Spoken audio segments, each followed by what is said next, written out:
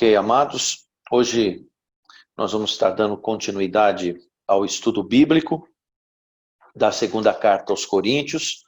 Vamos estudar hoje o capítulo 9, dando continuação ao tema sobre os privilégios, a bênção que Deus nos dá de podermos servi-lo através dos nossos recursos financeiros, nossos recursos materiais. Eu vou ler todo o capítulo na nova versão transformadora. Acompanhe a leitura do texto. Na verdade, quanto a esse serviço ao povo santo, não preciso lhes escrever. Sei o quanto estão ansiosos para ajudar e expressei às igrejas da Macedônia meu orgulho de que vocês, na Acaia, estão prontos para enviar uma oferta desde o ano passado. De fato, foi sua dedicação que incentivou muitos a também contribuir. Ainda assim, envio esses irmãos para me certificar de que vocês estão preparados. Como tenho dito a eles, não quero elogiar vocês sem razão. Que vexame seria para nós, e ainda mais para vocês, se alguns macedônios chegassem comigo e descobrissem que vocês não estão preparados depois de tudo que eu disse a eles. Portanto, considerei apropriado enviar esses irmãos antes de mim. Eles cuidarão para que a oferta que vocês prometeram esteja pronta. Que seja, porém, uma oferta voluntária e não entregue de má vontade. Lembrem-se, quem lança apenas algumas sementes obtém uma colheita pequena, mas quem semeia com fartura obtém uma colheita farta. Cada um deve decidir em seu coração quanto dar. Não contribuam com relutância ou por obrigação, pois Deus ama quem dá com alegria. Deus é capaz de lhes conceder todo tipo de bênção para que, em todo o tempo, vocês tenham tudo o que precisam e muito mais ainda para repartir com os outros. Como dizem as Escrituras, compartilha generosamente com os necessitados, seus atos de justiça serão lembrados para sempre. Pois é Deus quem supre a semente para o que semeia e depois o pão para o seu alimento. Da mesma forma, ele proverá e multiplicará a sua semente e produzirá por meio de vocês muitos frutos de justiça. Em tudo vocês serão enriquecidos, a fim de que possam ser sempre generosos. E quando levarmos sua oferta para aqueles que precisam dela, eles darão graças a Deus. Logo, duas coisas boas resultarão desse ministério de auxílio. As necessidades do povo santo serão supridas e eles expressarão com alegria a sua gratidão a Deus. Como resultado do serviço de vocês, eles darão glória a Deus, pois sua generosidade com eles e com todos os que creem mostrará que vocês são obedientes às boas novas de Cristo. Eles orarão por vocês com profundo afeto, por causa da graça transbordante que Deus concedeu a vocês. Graças a Deus por essa dádiva tão maravilhosa que nem as palavras conseguem expressar. Que texto precioso, né, amados? É um texto rico. Nós louvamos a Deus por essa tradução que nos auxilia demais na interpretação. Nós, pastores, quebrávamos, tínhamos que olhar o grego, transformar, e aqui vem mastigadinho, facinho para a gente poder ensinar os amados. E hoje a gente vai falar um pouquinho disso. Mas para a gente poder contextualizar o capítulo 9, a gente precisa voltar um pouquinho lá no capítulo 8, onde Paulo começa esse assunto. E eu quero retomar com vocês os 5 primeiros versículos do capítulo 8, né? Como introdução à nossa reflexão.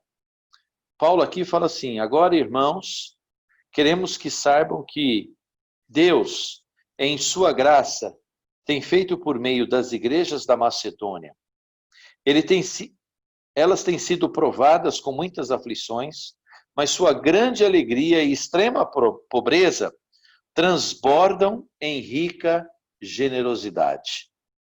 Posso testemunhar que deram não apenas o que podiam, mas muito além disso. E o fizeram por iniciativa própria. Eles nos suplicaram repetidamente o privilégio de participar da oferta ao povo santo. Fizeram até mais do que esperávamos, pois seu primeiro passo foi entregar-se ao Senhor e a nós, como era desejo de Deus.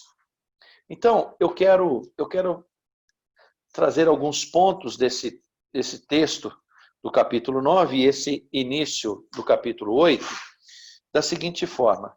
Primeira afirmação que eu gostaria de fazer, né? Que Deus age no mundo através da igreja, né? A obra de Deus é realizada através da igreja. E a igreja não é aqueles tijolos que compõem aquele templo. A igreja somos nós que aqui estamos.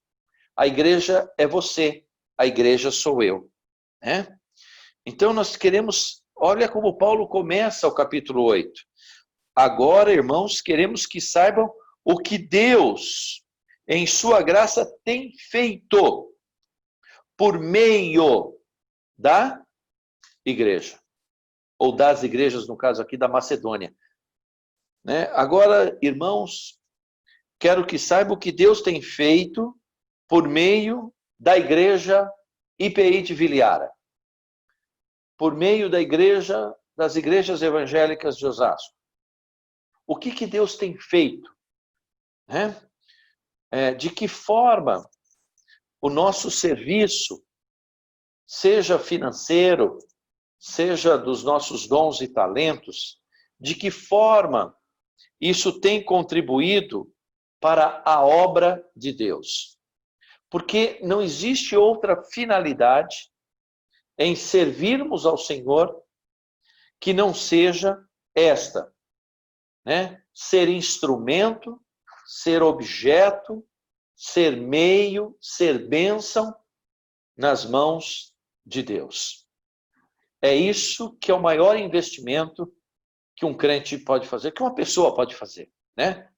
É colocar a sua vida e dizer como Isaías: eis-me aqui, Senhor, né? E é interessante que nós não precisamos ter uma condição privilegiada para servirmos a Deus. O texto também nos ensina aqui que essas igrejas, mesmo passando por provações, por aflições, por extrema pobreza, isso não foi um impeditivo para que eles pudessem servir de forma generosa.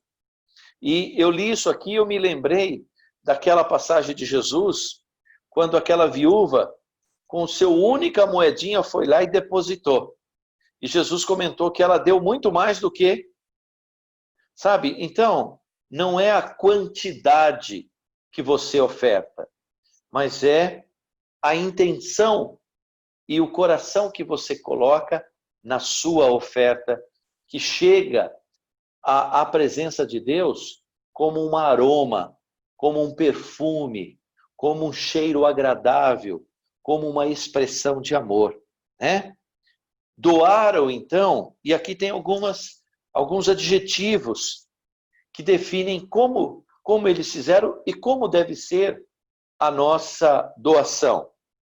Doaram, diz aqui, alegremente, né? Fizeram de forma alegre. Doaram generosamente, quer dizer, não foi aquela coisa minguada. Eles foram generosos, né? E, além de doarem alegremente e generosamente, o fizeram por iniciativa própria. Eles quiseram, né? Eles suplicaram, diz no versículo 4, nós queremos participar da oferta para ajudar os nossos irmãos que estão passando necessidade lá em Jerusalém. Por quê? Porque viram nesta oportunidade um privilégio de poder servir ao Senhor. Olha que visão espiritual, amados. Então, quando nós trazemos a nossa oferta, quando nós nos colocamos a serviço de Deus com os nossos recursos materiais, nós devemos nos sentir privilegiados. Privilegiados. É um privilégio poder participar da obra de Deus através dos nossos recursos. Agora, qual o motivo? Por qual motivo eles tinham essa percepção? Agiam dessa forma? O versículo diz assim, né? O versículo 5, né? Fizeram até mais do que esperávamos, pois o seu primeiro passo foi entregar-se ao Senhor. Então, não tem como você servir a Deus com os seus recursos, com os seus talentos, sem antes você ter entregue sua vida ao Senhor. Ter se doado ao Senhor. Né? Entregue sua vida, isto é, entregue os seus bens, o seu conhecimento, os seus dons, os seus recursos, tudo entregar ao Senhor. E aqui diz que o primeiro passo deles foi este, foi de se entregarem ao Senhor, né? De todo o coração, de alma, de espírito, de corpo, entregarem ao Senhor. Como diz Paulo, não sou eu mais quem vive. Essa vida que eu vivo pela fé no Filho de Deus, né? É Cristo que vive em mim. É Cristo que vive em mim. Então, esses irmãos nos deixam aqui o testemunho. O que é preciso para que a gente sirva alegremente, generosamente? É entregar-se ao Senhor. E aqui ele fala, mas não só ao Senhor, mas ao trabalho. Como ele fala aqui, ao Senhor e a nós, como era desejo de Deus. Nós aqui é Paulo. E Paulo é a liderança, Paulo é a autoridade colocada por Deus para conduzir aquela igreja. Então nós devemos nos colocar à disposição daqueles que Deus chamou para a liderança, para que nós possamos ouvir suas orientações e ser servo junto com o líder. Né? Paulo era o servo principal. E os irmãos, ele orientava os irmãos pelo Espírito Santo e os irmãos ouviam as orientações e seguiam. Então nós devemos seguir as instruções, as orientações da palavra do Senhor. Né? Então isso aqui é muito, muito interessante. E como deve ser feita a nossa doação? O versículo 11 desse capítulo, no capítulo 8, vai nos dizer, né, que essa doação não deve ser uma doação feita com sacrifício, mas deve ser uma doação proporcional. Olha o que diz o versículo 11 do capítulo 8. Doem proporcionalmente àquilo que possuem. Deus não quer que você passe necessidade para ajudar o outro, mas que você dê, né, sem tirar do seu. Que você tenha o suficiente para você e também para repartir para o outro. Tem alguns ensinamentos que falam, olha, se você quer uma grande bênção, tem que dar tudo. E pessoas, às vezes, dão o próprio salário inteiro. E como vão pagar o aluguel? Como é que vão fazer compra no mês? Esperando que Deus vai dar 2 salários de volta. Isso é um princípio que nós não podemos adotar. Não contribua esperando que Deus devolva em dobro para você. Deus já te deu tudo o que você precisa. A contribuição não pode ser uma barganha, não pode ser um toma lá da cá. A contribuição deve ser um desprendimento, como diz, deve ser um ato de amor, de dedicação, de serviço ao Senhor. Por isso, vamos dar dentro dos nossos recursos. dentro das nossas possibilidades. Não precisa ser uma oferta de sacrifício, tá? O versículo 12 desse capítulo 8 também fala que essa oferta, ela precisa ser de boa vontade, né? Deve ser voluntária. Eu devo fazer não por constrangimento, mas porque eu quero, porque eu me sinto bem, eu tenho vontade, eu quero ajudar, eu quero participar. Lá diz que eles imploravam, pedindo que Paulo permitisse que eles pudessem participar, né? E o verso 12 vai falar então que de acordo com o que possui, não com sacrifício. Quando a gente pensa nesses conceitos, né? E aí o próprio Senhor vai falar, né, através, no capítulo 9, entrando no capítulo 9 aqui, diante disso tudo, Paulo fala dos irmãos ali de Corinto, dizendo que ele sabia que aqueles irmãos estavam ansiosos, agora entrando no próprio capítulo 9, no versículo 2. Sei o quanto estão ansiosos para ajudar. Então, é aquele desejo. Não só as igrejas da Macedônia, mas as igrejas da Acaia também estavam dispostas a ajudar, né? E ele fala que eu sei que vocês estão preparados desde o ano passado. E aí, olha que bonito que fala no final desse versículo. De fato, foi a sua dedicação que incentivou muitos a também contribuir. Quando eu me torno um fiel contribuinte, quando eu me comprometo com o sustento, eu influencio a outros. A gente aprende, né? Eu aprendi com meu pai. Meu pai era um homem que levava seu dízimo, separava seu dízimo, e a gente aprende com os nossos pais. Os pais ensinam os filhos. Eu vejo lá na igreja, muitas vezes, as crianças levando sua oferta. Então, a gente aprende, né, o ato da contribuição e o privilégio através da dedicação do outro. Então, como é bom a gente ter o hábito de contribuir, porque isso faz bem não só para a gente, como serve de testemunho e exemplo para outras pessoas. Agora, para a gente doar, Paulo fala que não pode ser de qualquer jeito. Ele fala aqui, no versículo 3, vocês estão preparados? Pergunta Paulo. Nós temos que estar preparados. O que é estar preparado? Você está consciente do que você está fazendo? Você está comprometido com o que você está fazendo? Ou você está fazendo só porque todo mundo faz? Você não pode contribuir por constrangimento, por obrigação. Você tem que estar preparado. Tem que ser uma coisa que vem de dentro do seu coração, né? Então, não pode ser algo sem um propósito, sem uma razão para tal, né? E aí no final do versículo 5, ele vai falar assim, que seja, porém, uma oferta voluntária e não entregue de má vontade.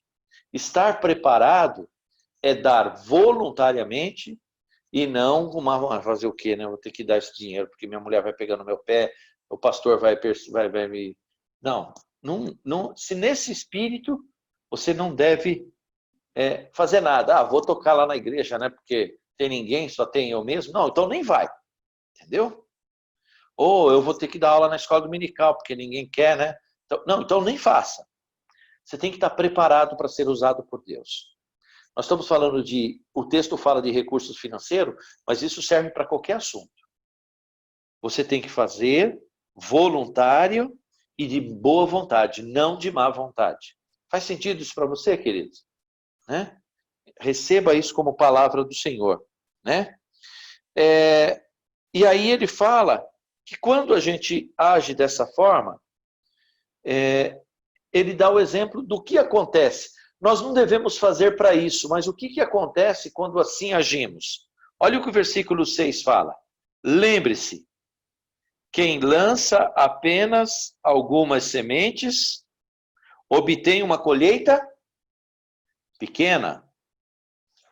Mas quem semeia com fartura, obtém uma colheita farta. O que é semear com fartura? É semear com alegria, é semear com esses princípios, é semear com amor, é semear me sentindo privilegiado, é semear de boa vontade, é semear, sabe, entendendo que eu estou contribuindo com a obra de Deus.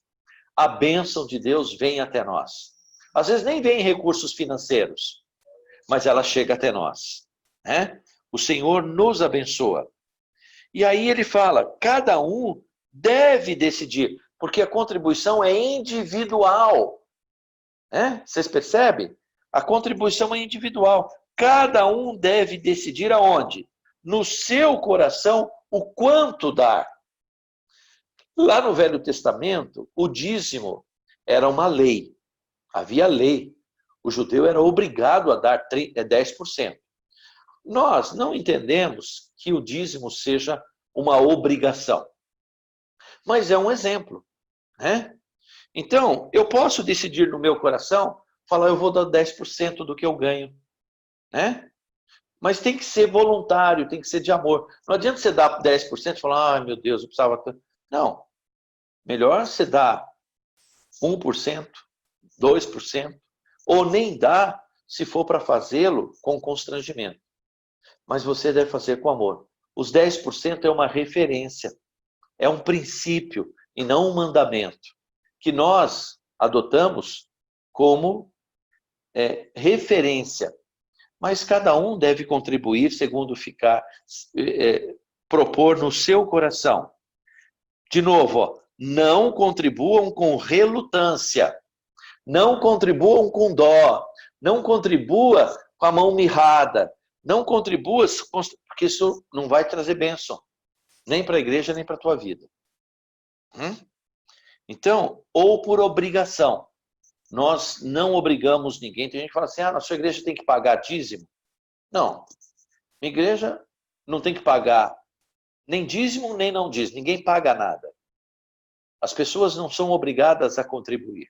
Elas são convidadas a sustentar a igreja através das suas ofertas, através dos seus ministérios, através dos seus dons, mas é voluntário, é amor, é coração. Então não tem obrigação. Por quê? Porque nós adotamos esse versículo aqui.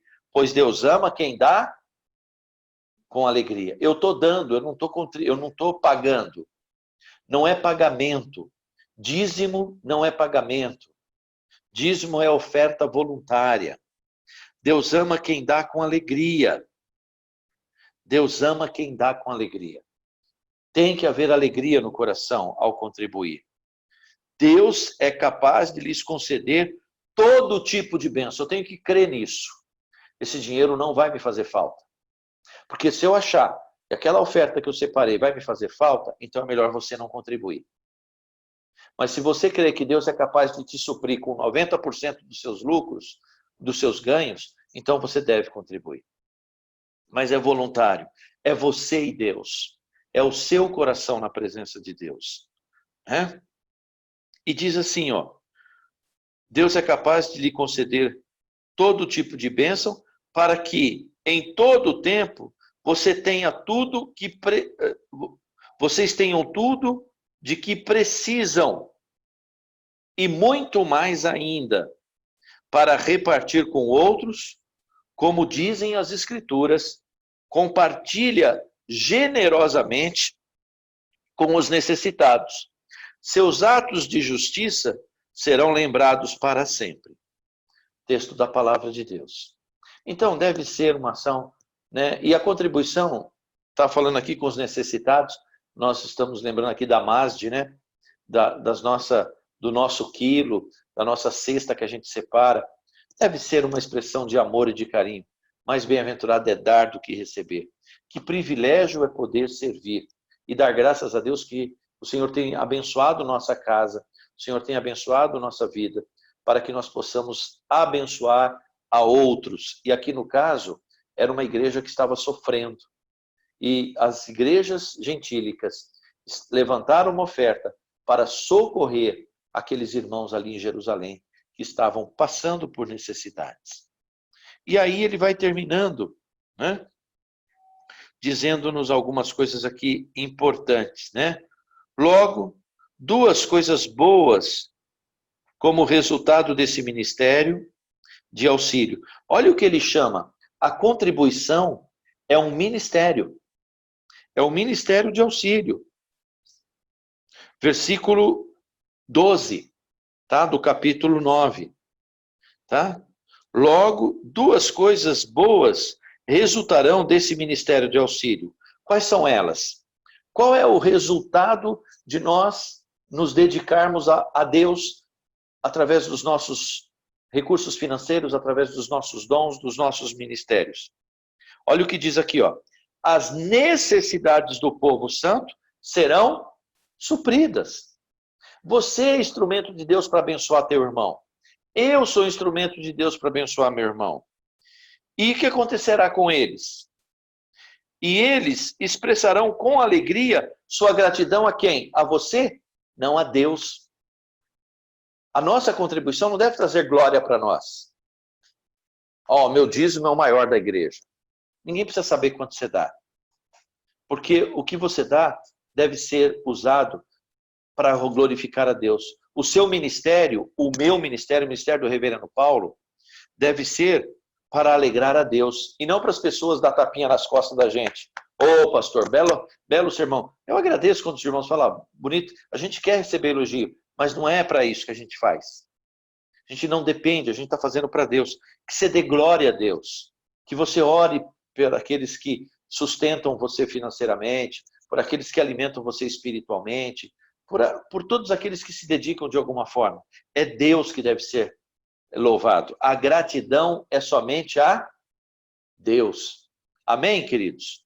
E por fim, como resultado do serviço de vocês, eles darão glória a Deus. Não só gratidão, mas glória a Deus por sua generosidade com eles e com todos os que creem.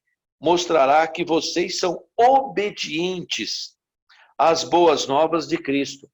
Então, é uma obediência ao Evangelho. Não é um mandamento, mas é uma obediência. Contribuir, sustentar a obra de Deus, através de dízimos, ofertas, dons, talentos, ministérios, é obedecer à palavra de Deus. E aí tem uma última bênção aqui, ó. Eles orarão por vocês, com profundo afeto, por causa da graça transbordante que Deus concedeu a vocês. Graças a Deus, essa dádiva tão maravilhosa que nem as palavras conseguem expressar.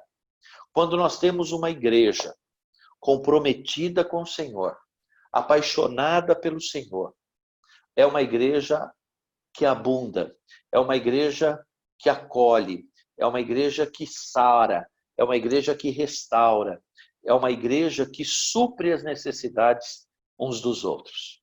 Que nossa comunidade, que a igreja IPEI de Viliara, seja uma igreja voluntariosa, seja uma igreja consagrada.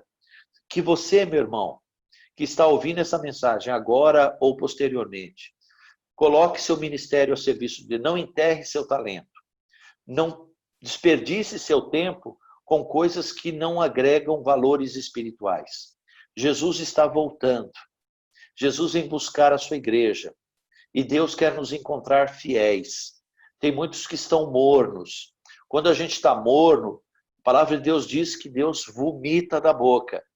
Tem muita gente que está na igreja, mas não está comprometido com o reino de Deus. Está na igreja, mas só está esquentando o banco. Está na igreja, mas está magoada e ressentida por coisas do passado. E então enterrando seus dons, seus talentos, seus ministérios. Gastando dinheiro em outros lugares e não investindo na vida de pessoas. Se você se encontra nessa situação, é o tempo do seu arrependimento, é o tempo da sua confissão, é o tempo de você voltar-se para o Senhor, porque os dias são maus. A volta de Jesus está próxima.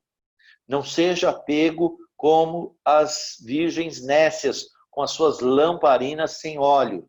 Sejam virgens sábias, mantenham-se firmes, abundantes, trabalhando e servindo ao Senhor, porque no Senhor o nosso trabalho não é em vão. Amém?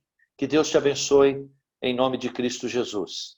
Eu quero estar orando agora, encerrando esse momento. Pai querido, Deus de amor, nós queremos te louvar pela tua palavra, que nos exorta, que nos desafia, que nos estimula, que nos mostra, Senhor, os benefícios e as bênçãos que recebemos ao nos colocarmos como instrumentos nas tuas mãos para abençoar vidas através da igreja. Ó Pai, que o Senhor levante aqui na IPI de Viliara e ou qualquer outras igrejas, Senhor, daqueles que estão ouvindo essa mensagem, que o Senhor levante homens e mulheres nesses últimos dias, que tenham o coração posto na tua obra, que tenham prazer em falar de Jesus, em servir com seus dons e talentos, com seus recursos, Senhor, a obra de Deus, a igreja do Senhor Jesus. Em nome de Jesus, nós pedimos a tua bênção, Pai. E muito obrigado pelo privilégio que o Senhor nos dá de podermos servi-lo. Nos sentimos honrados com esse privilégio.